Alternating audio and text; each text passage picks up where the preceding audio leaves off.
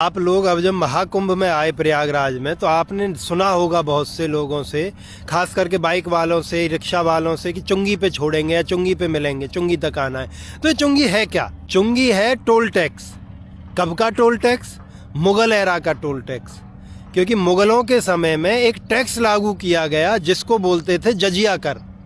यानी अगर किसी को महाकुंभ आना था, किसी को कुंभ आना था, किसी को माघ मेला आना था, तो उसको उस समय पे टैक्स देना होता था। इसी बात का पिलग्रामेज टैक्स अकबर ने उसको लागू किया, बीच में हटाया भी, फिर से लागू कर दिया, लेकिन वो रहा।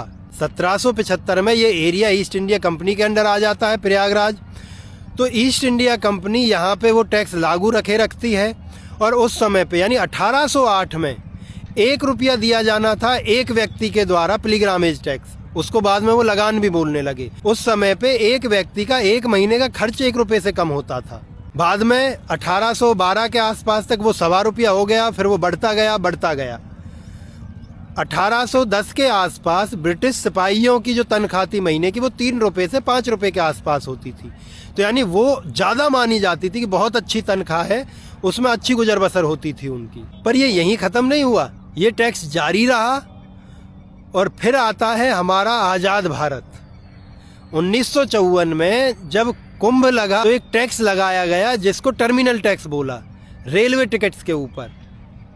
और वो इसलिए लगाया गया, उसका जो सफाई दी गई कि भाई ये इसलिए लगाया है कि जो लोग यहाँ पे आएंगे उनके लिए एक्स्ट्रा व्यवस्थाएं जो करनी है, साफ सफाई है, बिजली पानी जो भी है, उसका खर्च भी तो निकालना है। और इसके बाकायदा सबूत हैं 1956 के पैसेंजर्स बिल में। राज्यसभा की वेबसाइट पे आप जाके देख लेना। ये मुगल काल से शुरू होकर के अंग्रेजों के समय से गुजरते हुए और हमारे आज़ाद भारत में रहा।